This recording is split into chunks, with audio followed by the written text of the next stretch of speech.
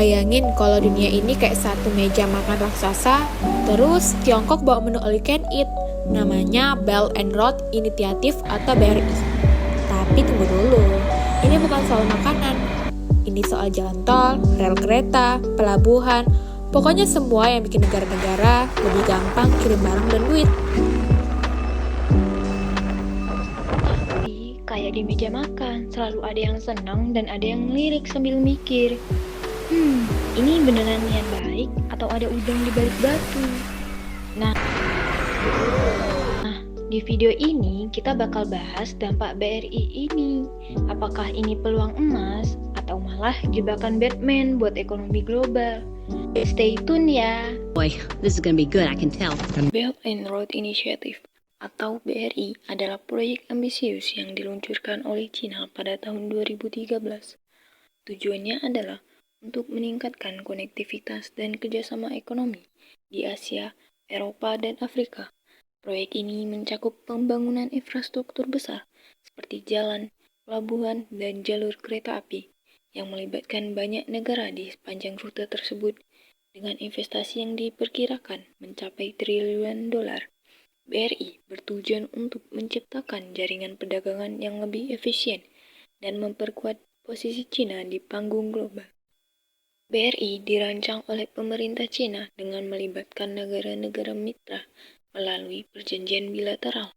Dalam proses ini, Cina menawarkan bantuan keuangan dan teknis untuk proyek-proyek infrastruktur yang seringkali dibiayai oleh lembaga keuangan seperti Asian Infrastructure Investment Bank atau AIB. Pendekatan ini memungkinkan Cina untuk memperluas pengaruhnya di negara-negara berkembang, sekaligus menciptakan pasar baru untuk produk dan jasa Cina. Implementasi BRI melibatkan pembangunan infrastruktur besar-besaran. Contohnya pelabuhan di Sri Lanka yang dibiayai oleh Cina yang telah menimbulkan kontroversi terkait utang yang dihadapi negara tersebut. Selain itu, jalur kereta api di Pakistan yang dikenal sebagai CPAC China-Pakistan Economic Corridor bertujuan untuk menghubungkan pelabuhan Gwadar dengan wilayah utara Pakistan. Proyek-proyek ini tidak hanya bertujuan untuk meningkatkan perdagangan dan investasi antara negara-negara yang terlibat, tetapi juga untuk memperkuat posisi strategis Cina di kawasan tersebut.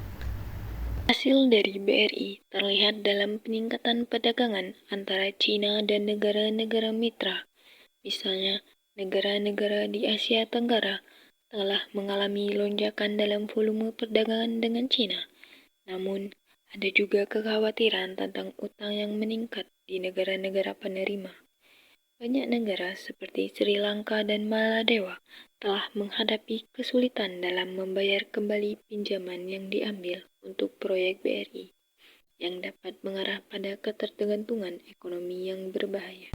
BRI telah mengubah dinamika ekonomi global dengan memperkuat posisi Cina sebagai kekuatan ekonomi utama. Ini juga memicu respon dari negara-negara lain seperti Amerika Serikat yang berusaha untuk memperkuat aliansi dan investasi di kawasan yang sama. Misalnya, ASTV telah meluncurkan inisiatif seperti Blue Dot Network untuk menawarkan alternatif bagi negara-negara mencari investasi infrastruktur. Hal ini menunjukkan bahwa BRI tidak hanya berdampak pada negara-negara yang terlibat, tetapi juga mempengaruhi hubungan internasional secara keseluruhan. Tentu saja, BRI tidak lepas dari tantangan dan kontroversi. Banyak kritik yang menyebut BRI sebagai bentuk perangkap utang, di mana negara-negara penerima terjebak dalam utang yang tidak berkelanjutan. Selain itu, ada juga kekhawatiran tentang dampak lingkungan dari proyek-proyek infrastruktur yang besar, serta potensi pelanggaran hak asasi manusia di negara-negara yang terlibat. Oleh karena itu, penting bagi negara-negara penerima untuk melakukan evaluasi menyeluruh terhadap proyek yang diambil.